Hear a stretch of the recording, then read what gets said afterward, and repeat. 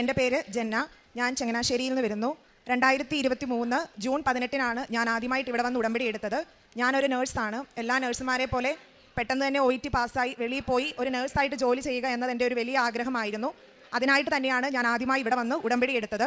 ഉടമ്പടി എടുത്തിട്ടുണ്ടെങ്കിലും ഞാൻ എൻ്റെ കഴിവിൽ വളരെയധികം വിശ്വസിക്കുന്ന ഒരാളായിരുന്നു. എനിക്ക് ഇംഗ്ലീഷ് എന്ന ലാംഗ്വേജ് അത്ര പാടുള്ളതായിട്ട് എനിക്ക് തോന്നാത്തതിനാൽ തോന്നിയിട്ടില്ല. അതുകൊണ്ട് തന്നെ ഞാൻ വിചാരിച്ചു OET എഴുതുമ്പോൾ ഞാൻ എൻ്റെ കഴിവിലും വിശ്വസിച്ചു. അതുപോലെ തന്നെ ഞാൻ ചെറിയൊരു ബലത്തിനായിട്ടാണ് ഉടമ്പടി എടുത്തത്. അങ്ങനെ ഞാൻ സെപ്റ്റംബർ 16 ആദ്യമായിട്ട് OET എഴുതുന്നതിനുള്ള ഡേറ്റ് എടുത്തു. ട്രെയിനിങ്ങിൻ്റെ സമയത്താണെങ്കിലും എനിക്ക് OET സ്പീക്കിങ്ങിനും റൈറ്റിങ്ങിനും ലിസണിങ്ങിനും എല്ലാം അത്യാവശ്യം നല്ല മാർക്ക് തന്നെ ഉണ്ടായിരുന്നു. ആ ഒരു കോൺഫിഡൻസോട് കൂടി തന്നെയാണ് ഞാൻ എക്സാം എഴുതാൻ പോയതും. അങ്ങനെ സെപ്റ്റംബർ 16 എക്സാമിൽ ഞാൻ വളരെ നല്ല എക്സാം ആയിരുന്നു. അത്യാവശ്യം കുഴപ്പമില്ലായിരുന്നു. ചെറുതായിട്ട് റൈറ്റിംഗ് മാത്രം എനിക്ക് പാടുള്ളായിരുന്നു. അങ്ങനെ എക്സാം കഴിഞ്ഞു. ഞാൻ അത്യാവശ്യം പ്രാർത്ഥിച്ചു, എങ്കിലും ഞാൻ എൻ്റെ കഴിവിൽ വളരെയധികം വിശ്വസിച്ചു. അങ്ങനെ എക്സാം കഴിഞ്ഞ് 2 ആഴ്ച കഴിഞ്ഞപ്പോൾ റിസൾട്ട് വന്നു. ഞാൻ എൻ്റെ കൂടെ ഞങ്ങളുടെ ഒരു ബാച്ചിൽ 20 അത്രയും പിള്ളേർ എഴുതി, 20-21 പിള്ളേർ എഴുതിയതിൽ ഓൾമോസ്റ്റ് എല്ലാവരും പാസ്സായി. പക്ഷേ ഞാൻ എന്തോ കാരണം കൊണ്ട് അന്ന് പാസ്സായില്ല. എനിക്കത് വിശ്വസിക്കാൻ പറ്റുന്ന ഒരു കാര്യമല്ലായിരുന്നു. കാരണം അത്ര എളുപ്പം ഒരു എക്സാം ആയിട്ട് അത് എന്തുകൊണ്ട് പാസ്സായില്ല എന്ന് എനിക്ക് മനസ്സിലായില്ല.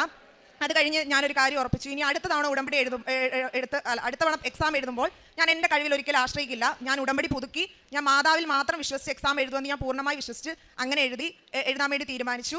അങ്ങനെ ഞാൻ ഉടമ്പടി വന്ന് പുതുക്കുകയും ചെയ്തു.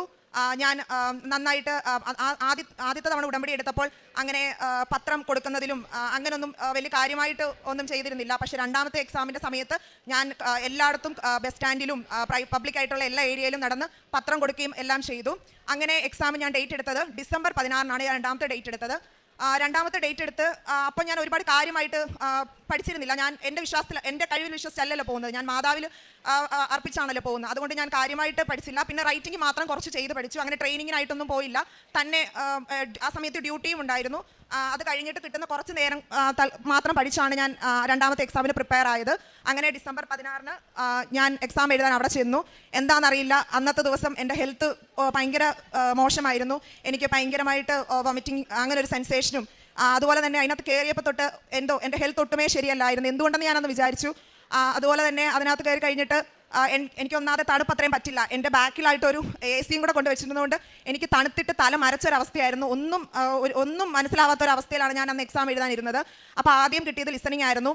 ലിസണിങ് പൊതുവേ എനിക്ക് ഭയങ്കര എളുപ്പമുള്ളൊരു മോഡ്യൂളായിരുന്നു. പക്ഷേ അന്ന് ഞാൻ ഒന്നും കേട്ടില്ല. എനിക്കൊന്നും മനസ്സിലാവുന്നില്ല. ജസ്റ്റ് ഞാൻ ആ കാശ് രൂപത്തിൽ മുറുക്കി പിടിച്ചുകൊണ്ട് എനിക്ക് കൈ കിട്ടിയതൊക്കെ ഞാൻ കർപ്പിച്ച് വെക്കുമായിരുന്നു. ഞാൻ പ്രത്യേകിച്ച് ഒന്നും കേട്ടില്ലായിരുന്നു അന്ന്. അത് കഴിഞ്ഞ് വന്നത് റീഡിങ്. സാധാ വായിച്ചാണ് ഞാൻ എന്തെങ്കിലുമൊക്കെ കർപ്പിക്കാറ്. അന്ന് എനിക്ക് വായിച്ചിട്ട് ഒന്നും മനസ്സിലാവുന്നില്ല. ഞാൻ ജസ്റ്റ് കൈ കിട്ടിയതൊക്കെ കർപ്പിച്ച് വിട്ടു. അതുപോലെ തന്നെ റൈറ്റിങ്ങും വലിയ നല്ലതൊന്നും അല്ലായിരുന്നു. സ്പീക്കിങ് സാധാ അത്യാവശ്യം നന്നായിട്ട് പറയാൻ പറ്റുന്നതാണ്. പക്ഷെ അന്ന് എനിക്ക് മൊത്തം തപ്പിയാണ് ഞാൻ സംസാരിച്ചത്. ഞാൻ ഉറപ്പിച്ച് സ്പീക്കിങ്ങും കിട്ടില്ല എന്നുള്ളത്. പക്ഷേ എന്താണെന്നറിയില്ല, എക്സാം കഴിഞ്ഞ് ഉടമ്പടിയുടെ ഒരു ശക്തിയായിരിക്കും, എനിക്കൊരു നല്ല വിശ്വാസം ഉണ്ടായിരുന്നു.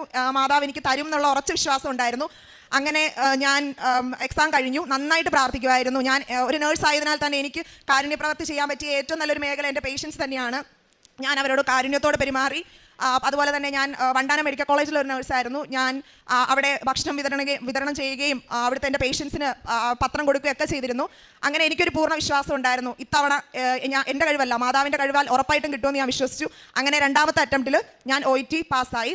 പക്ഷേ അപ്പോഴും ഞാൻ ഇടയ്ക്ക് വിചാരിക്കുന്നത് എന്തുകൊണ്ട് അന്ന് എനിക്ക് ആ OET ഫസ്റ്റ് അറ്റംപ്റ്റിൽ പാസ്സാകാൻ പറ്റിയില്ലെന്ന് ഞാൻ വിചാരിക്കുമായിരുന്നു. അന്ന് ഞാൻ റീവാലുവേഷനും കൊടുത്തതാണ്. 8000 കൊടുത്ത് റീവാലുവേഷൻ കൊടുത്തു. അന്ന് റീവാലുവേഷൻ കൊടുത്തിട്ട് എനിക്ക് നമ്മൾ OETക്ക് പറയുന്നത് 250, 290, 300 അങ്ങനെ ഒരു റേഞ്ചിലാണ് മാർക്കിങ് പോകുന്നത്. അന്ന് എനിക്ക് എനിക്ക് OETക്ക് ആദ്യം കിട്ടിയത് 3 B. ആദ്യത്തെ അറ്റംപ്റ്റിൽ 3 Bയും 1 C. റൈറ്റിങ്ങിന് C ആണ് ആയിപ്പോയത്. അത് അത്യാവശ്യം നല്ല മാർക്ക് കുറവായിരുന്നു. അങ്ങനെയാണ് ഞാൻ റീവാലുവേഷൻ കൊടുത്ത് അത് 290 വന്ന് നിന്നിട്ട് 300 എനിക്ക് ആദ്യത്തെ അറ്റംപ്റ്റ് കിട്ടിയില്ല. പക്ഷേ രണ്ടാമത്തെ അറ്റംപ്റ്റ് കിട്ടി. അതങ്ങനെ ഇരുന്നു. അത് കഴിഞ്ഞ് OET ഒക്കെ പാസ്സായി എല്ലാം കഴിഞ്ഞ് പിന്നെ നഴ്സുമാർക്ക് UK പോവുക എന്നത് ഭയങ്കര ഡിഫിക്കൽട്ടായിട്ടുള്ളൊരു കാര്യമായിട്ട് മാറി. ആർക്കും ഇൻ്റർവ്യൂസ് ഒന്നും വരുന്നില്ല.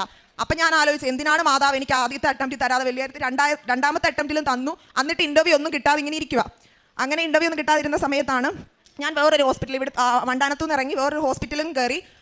അപ്പോൾ അവിടെ കയറുന്നതിൻ്റെ ആ ടൈമിലായിട്ട് നോർക്ക, നമ്മുടെ കേരള ഗവൺമെൻറ്റിൻ്റെ ഒരു ഇതാണ്, അവിടുന്ന് ഇങ്ങനെ ഒരു ഇതുപോലെ റിക്രൂട്ട്മെൻറ്റ് പോലെ വന്നു.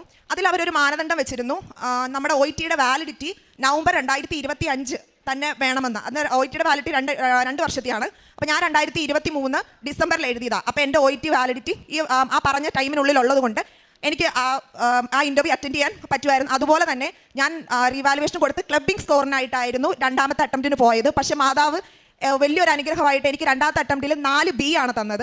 അന്നത്തെ അവരുടെ വേറൊരു മാൻഡേറ്ററി ആയിട്ട് അവർ പറഞ്ഞ വേറൊരു കാര്യം, ക്ലബിംഗ് സ്കോർ അക്സെപ്റ്റ് ചെയ്യത്തില്ല. സാധാ UK ക്ലബിംഗ് സ്കോർ അക്സെപ്റ്റ് ചെയ്യുന്നതാണ്. അന്നത്തെ അതിൽ അവർ ക്ലബിംഗ് സ്കോർ അക്സെപ്റ്റ് ചെയ്യുന്നില്ലായിരുന്നു. നവംബർ 2025 വരെ OIT വാലിഡിറ്റി ഉണ്ടായിരിക്കണമായിരുന്നു. അന്നാണ് എനിക്ക് ആദ്യം കാര്യം മനസ്സിലായത് എന്തുകൊണ്ട് മാതാവ് എനിക്ക് ആദ്യത്തെ അറ്റംപ്റ്റിൽ OIT തന്നില്ല എന്ന് മനസ്സിലായത്. കാരണം ആദ്യത്തെ അറ്റംപ്റ്റിൽ OIT കിട്ടുകയായിരുന്നെങ്കിൽ എനിക്ക് ഉറപ്പായിട്ടും ആ ഇൻ്റർവ്യൂവിൽ അറ്റൻഡ് ചെയ്യാൻ ആപ്ലിക്കേഷൻ അവർ അക്സെപ്റ്റ് ചെയ്യത്തുമില്ല. അതുപോലെ തന്നെ ക്ലബിംഗ് സ്കോർ ആയിരുന്നു രണ്ടാമത്തെ തവണ ഞാൻ വെറും ക്ലബിംഗ് സ്കോറിന് വേണ്ടി എഴുതി എനിക്ക് 4B തന്നതിൻ്റെ കാരണം എനിക്കന്ന് മനസ്സിലായി. അപ്പം എനിക്ക് പൂർണ്ണ വിശ്വാസമായിരുന്നു ഇത് മാതാവ് തന്നാണ്. അപ്പം ഞാൻ ജസ്റ്റ് പോയി അങ്ങ് അറ്റൻഡ് ചെയ്താൽ മതി, ഉറപ്പായിട്ടും എനിക്ക് കിട്ടുമെന്ന് എനിക്ക് ഉറപ്പുണ്ടായിരുന്നു. അങ്ങനെ ആ ഇൻ്റർവ്യൂവിന് ഭയങ്കര കോൺഫിഡൻസോടെ കാശ് രൂപവും തൈലവും ഒക്കെ പൂശിയാണ് ഞാൻ പോയത്. കാശ് രൂപ എടുത്തും തൈലം പൂശിക്കൊണ്ടും പിന്നെ ഞാൻ ഇൻ്റർവ്യൂവിന് ജസ്റ്റ് കയറുന്നതിന് മുന്നേ ആ ഒരു സ്പോട്ടിലായിട്ട് ഉപ്പ് വിതറുകയും ചെയ്തിട്ടുണ്ടായിരുന്നു. അങ്ങനെ ഇൻ്റർവ്യൂ കഴിഞ്ഞു. കുറച്ച് ദിവസം കഴിഞ്ഞപ്പോൾ റിസൾട്ട് വന്നു. അതിനൊരു ഇപ്പോഴത്തെ ഒരു അവസ്ഥയിൽ നഴ്സുമാർ OIT പാസ്സായിട്ട് കുറേ ആയിരങ്ങളാണ് നഴ്സുമാർ ഒരു ജോലി നോക്കി UK OIT CBT പാസ്സായിട്ട് നിൽക്കുന്നത്. ആ ഒരു അങ്ങനെ നിൽക്കുന്ന അവസ്ഥയിലാണ് എനിക്ക് ആ ഇൻ്റർവ്യൂ അറ്റൻഡ് ചെയ്യാനെങ്കിലും പറ്റിയത്. അങ്ങനെ ആ ഇൻ്റർവ്യൂവിൻ്റെ റിസൾട്ട് വന്നു, ഞാൻ പാസ്സാവുകയും ചെയ്തു. അത് കഴിഞ്ഞ് നോർക്കയുടെ ഭാഗത്തുനിന്ന് ഇൻ്റർവ്യൂ പാസ്സായി കഴിഞ്ഞു. പക്ഷേ പ്രത്യേകിച്ച് അപ്ഡേഷൻസും കാര്യങ്ങളൊന്നും ഇല്ലായിരുന്നു. അപ്പോൾ എനിക്ക് പിന്നെയും ടെൻഷനായി, ഇനി എന്നാ ചെയ്യും, ഇൻ്റർവ്യൂ എല്ലാം കിട്ടി, എല്ലാവരോടും പറഞ്ഞ് ഇൻ്റർവ്യൂ ഒക്കെ കിട്ടിയ കാര്യം. പക്ഷേ പ്രത്യേകിച്ച് ഒരു അപ്ഡേഷനും കാര്യങ്ങളും ഒന്നും വരുന്നില്ല അവരുടെ ഭാഗത്തുനിന്ന്. അങ്ങനെ ഇങ്ങനെ ഇരിക്കുമ്പോഴാണ് ഞാൻ ഓർത്തും അങ്ങനെ പോയി ഒന്നുകൂടെ ഉടമ്പടി പുതുക്കാമെന്ന് വിചാരിച്ചു. അപ്പോൾ ഞാൻ അന്ന് ഉടമ്പടി എടുക്കാൻ വന്നത് ജനുവരി 3-ാം തീയതി, ഈ വർഷം ജനുവരി 3-നാണ് ഞാൻ പിന്നെ ഉടമ്പടി പുതുക്കാൻ വന്നത്. അപ്പോൾ ഉടമ്പടി പുതുക്കാൻ നേരം ഞാൻ വിചാരിച്ചു, ഇത്തവണ ഞാൻ മാതാവുമായിട്ടൊരു നിബന്ധന വെച്ചായിരുന്നു. ഏപ്രിൽ 3 എന്ന് പറയുമ്പം എൻ്റെ 3 മാസത്തെ ഉടമ്പടി തീരുന്ന സമയം, അത് ഏപ്രിൽ 3-ആണ്. എനിക്ക് ഏപ്രിൽ 3-ന് തന്നെ UK എത്തണം എന്ന് ഞാൻ മാതാവിനോട് പറഞ്ഞു. അപ്പം അങ്ങനെ ഞാൻ നന്നായിട്ട് പ്രാർത്ഥിച്ചു. ഞാൻ ഉടമ്പടിയിലെ നിബന്ധനകളെല്ലാം അതുപോലെ പാലിച്ചു. അങ്ങനെ ചെയ്തതിൻ്റെ ഫലമായിട്ട് എനിക്ക് കഴിഞ്ഞ മാസം പകുതിയോടുകൂടി എൻ്റെ 1080 ഡേറ്റ് വന്നു. എപ്പോഴാണ് UK എത്താൻ എനിക്ക് കറക്റ്റ് ഏപ്രിൽ 3-ആണ് കിട്ടിയത്. അത് ശരിക്കും ഒരു അത്ഭുതമാണ്. കാരണം എൻ്റെ കൂടെ വരേണ്ട എൻ്റെ ഫ്രണ്ട്സ് അവർക്കെല്ലാം കിട്ടിയ ഡേറ്റും ഡിഫറെൻ്റ് ആണ്. എല്ലാവർക്കും ജൂൺ ഓഗസ്റ്റ് ഒക്കെയാണ്. പക്ഷേ ഞാൻ പറഞ്ഞത് ഏപ്രിൽ 3-ആണ്. എനിക്ക് ഏപ്രിൽ 3 തന്നെ UK ചെല്ലാനുള്ള വിസയും ടിക്കറ്റും എല്ലാം വന്നു. ഇത്രയും വലിയൊരു അനുഗ്രഹം എനിക്ക് തന്നതിന് മാതാവിനോട് ഞാൻ ഒരുപാട് നന്ദി പറയുന്നു. ഞാൻ കാരുണ്യപ്രവർത്തികളായിട്ട് ചെയ്തത്, ഞാൻ ഗവൺമെൻറ് മെഡിക്കൽ കോളേജിലായിരുന്നുകൊണ്ട് എനിക്ക് വലിയ പാടില്ലായിരുന്നു. ഞാൻ അവിടുത്തെ ആൾക്കാർക്ക് പത്രം കൊടുക്കുമായിരുന്നു.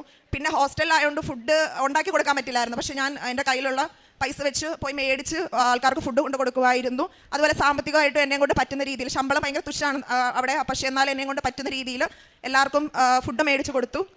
ഇത്രയും വലിയൊരു അനുഗ്രഹം എനിക്ക് തന്നതിന് മാതാവിന് നന്ദി പറയുന്നു. അതുപോലെ തന്നെ എൻ്റെ രണ്ടാമത്തെ ഉടമ്പടിയുടെ കാര്യമായിട്ട് ഞാൻ എഴുതിയിരുന്ന എൻ്റെ അനിയത്തിയുടെ ജർമ്മനി പോവുക എന്നതുള്ളതായിരുന്നു.